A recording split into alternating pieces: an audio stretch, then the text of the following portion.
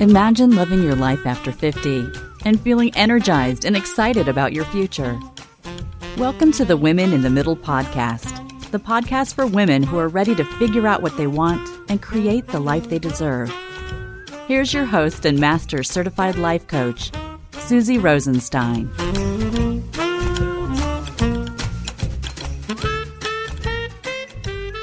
Hey there, today's episode is all about midlife empty nesting with somewhat independent kids. Let's go. Welcome back to the podcast Women in the Middle with over 1 million downloads and counting. I'm your host, Susie Rosenstein, your master certified coach and midlife mentor, and I am so glad to be here with you again. The topic I want to coach you on today is that weird and somewhat uncomfortable transition from having kids who live at home up until they graduate from high school to having kids who leave the nest and move out of your home. Now, some of them will come back and maybe even go back and forth a few times over the years. But what I'm talking about today is that transition you make dealing with your kid to your young adult at that time in life. So that transition of kid to young adult. The reason I want to focus on it is because we love transitions around here. And as a midlife transition coach, this time of life is a huge deal when it comes to your mindset, so we're going in. But just quick, before we dive into that, I want to make sure you know about the free online video training for you that is perfect if you want to find out more about how to get unstuck and live your best life in the middle. Head on over to www.midlifevideo.com and you'll get immediate access to what I like to call the secret to your midlife happiness plan. And one more thing, I also wanted to make sure you heard about the exciting new thing that will be coming to you soon. I've been posting about it on social media too and hinting that something big is coming. It's new, it's exciting, and something specifically for midlife entrepreneurs. So stay tuned. It is coming soon. Okay, now back to this fun phase of life with a big giant transition to deal with. The transition from having minor kids who live at home to having young adults who don't live at home full-time anymore. And what I'm talking about, though, is the mindset shift you have to make in this situation and what it means in terms of you supporting your kids' independence. So let's take a look at the definition of independence. I know you knew what it meant when you turned 18 or perhaps 21. For me, 18 was a big deal, but 21 was a really big deal. But however it worked out for you, as a grown-up reflecting on her kid, let's check in. So, as far as definitions go, here's what we have. Not dependent. That's what independence means. Not dependent, such as not subject to control by others. Self-governing, the state of being free of the control of some other person, country, or entity. Now, when you take a look at, specifically personal independence, it's more about relying on oneself or one's own abilities, your judgment, etc., self-confident, self-reliant, independent in your thinking. So not influenced or controlled by others for what they think or what they do. Really thinking and acting on your own. Now, you might be thinking, am I independent when you think about it? Because I know we like to think we don't care what other people think, but we do for sure. So not influenced or controlled by others for what they think or what they do, really thinking and acting on their own.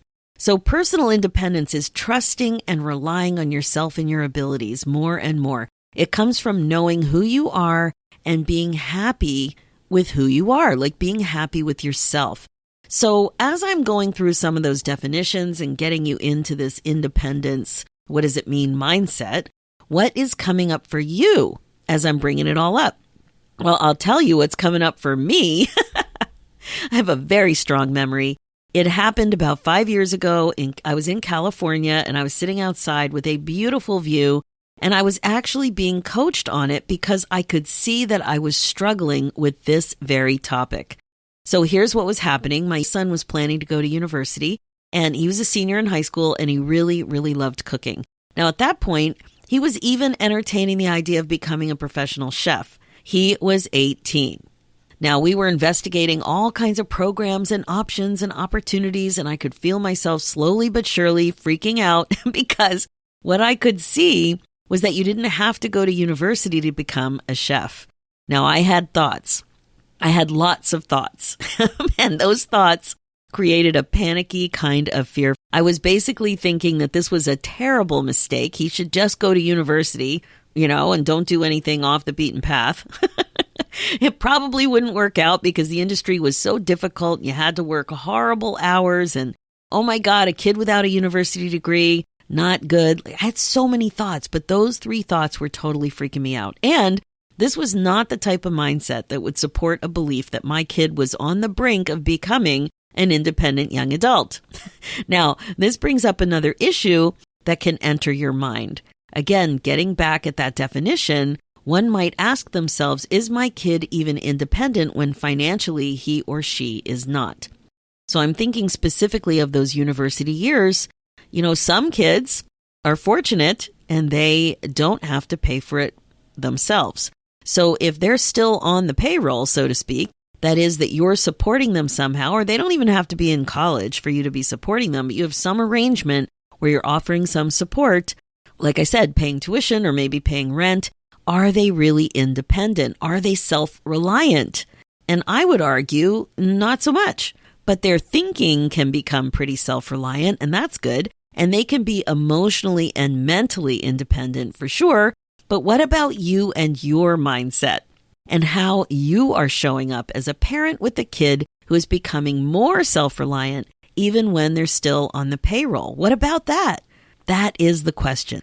So back to my example, when it came to my very young adult being on the brink of what I thought would be making a mistake, I didn't feel like budging on my view that my young adult should go to university.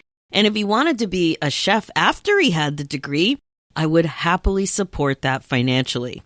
Now remember, I was sitting outside in California, nice view, the whole bit, but I was being coached. And my coach totally challenged me on this topic. And it happened to be Brooke Castillo, actually, and I was well aware of how resistant I was. But wow, it brought up so much. So what about you? Now that you're thinking about this point in time when they are transitioning to become more independent by not living at home and being more on their own, what are you thinking about? What are you ready to think, and what aren't you ready to think? What are you ready to keep your mouth shut about? Like when you're ready to keep your unsolicited opinions to yourself. Are you ready to do that? Are you ready to really go all in on your kid, your young adult, being independent and supporting that?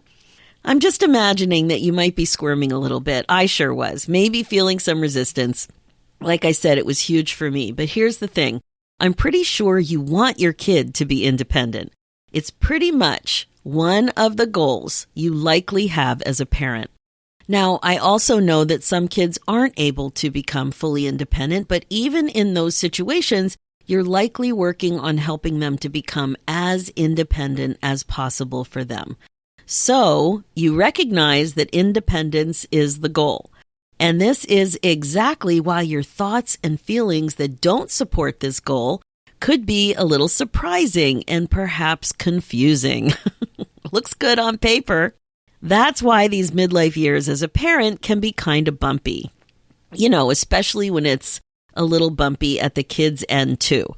It might be the first time they've lived away from home for any significant period of time and are making lots of friends that you have never even met. They might be making some dumb mistakes too, everything from banking mistakes to budgeting mistakes to drinking consumption mistakes to academic mistakes, all the things. And there could be some bigger mistakes and lesser, more humorous mistakes. There will be some negative consequences too. It's all part of the terrain. So when I think about my 3 kids' transition into young adulthood, I think there really was a middle phase, what I like to call mostly independent. I define mostly independent as when they're not influenced or controlled by others except their parents a little bit in matters of opinion and conduct. And of course, when they are thinking or acting for themselves after they've consulted with us on really big decisions where they could fall on their face. So in essence, they are a somewhat independent thinker. That's really what I wanted, even though I know I probably should have wanted them to have more independence with a capital I. Now, what's getting in the way for you with this transition? You've been working on helping them grow into more independent beings now for about 2 decades, yet here you are dealing with some resistance.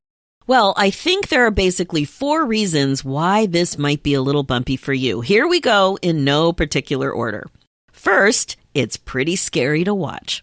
I mean, really, watching them think or do something that, with all of your experience, you're quite sure it's not going to work out for the best. Second, you like to feel needed.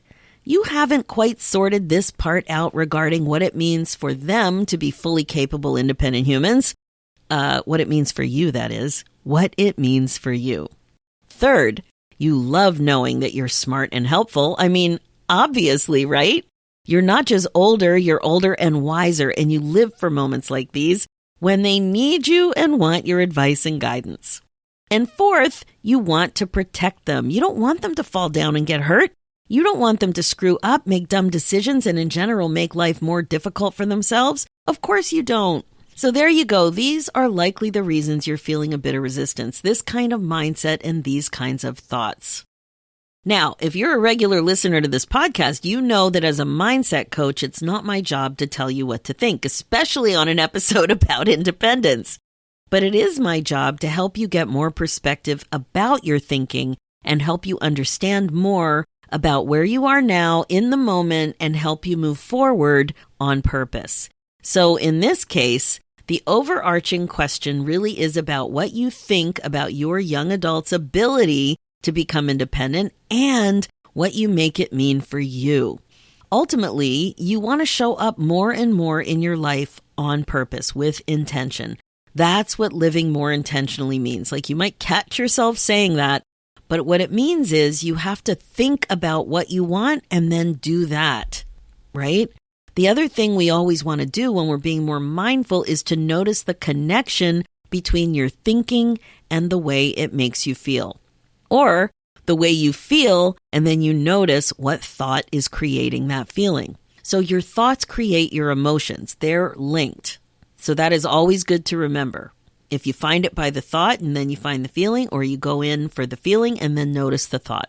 You want to be intentional here too, because it's the foundation for you being able to act the way you want to act with your young adults and of course in all parts of your life for that matter. So start with these simple questions. What do you think about supporting more independence for your young adult? How does that thought make you feel?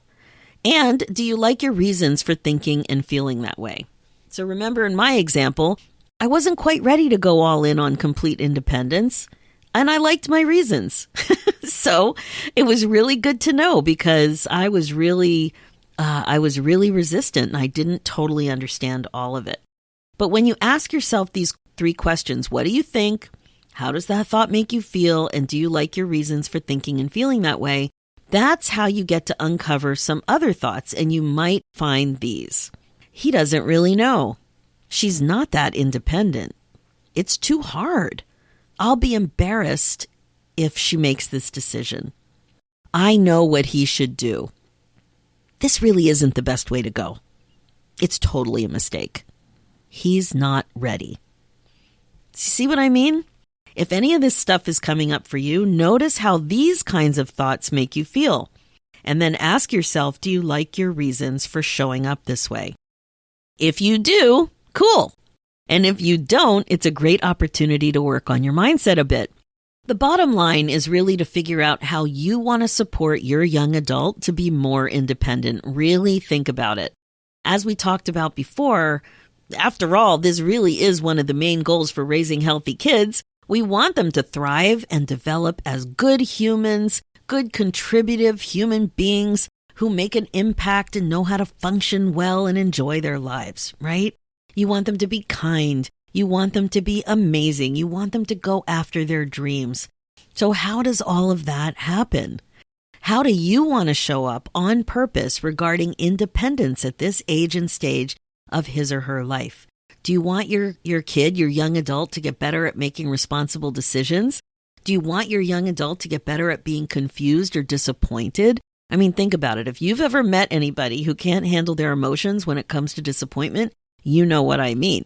Do you want them to be able to learn from their mistakes? And then what can you do to support that independence? If you are resistant to moving in this direction, check in with your thinking. Work on that awareness and make sure that you're clear on what's going on up there for you, and if it's helping you be as intentional as you want to be as a parent. Remember, you've got this. Make it one thought at a time. Okay, that's it for this episode. As you know, my focus as your midlife coach is to help you get unstuck, clear, and excited about your life again.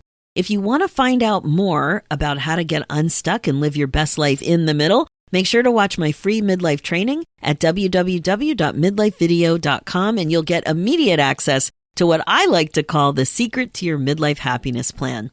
If you're ready to change your life and learn the skills to unstick yourself with some masterful coaching, a top-notch curriculum, an infusion of creativity, and a warm, fun, and awesome community of like-minded women, let's talk about it.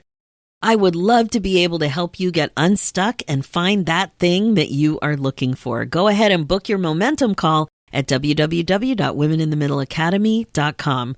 For show notes and links, head over to www.susierosenstein.com and click the podcast tab and look for episode 275. Thanks so much for listening. It's time for you to put yourself first, one thought at a time. I'm Susie Rosenstein, and I'll talk to you next week.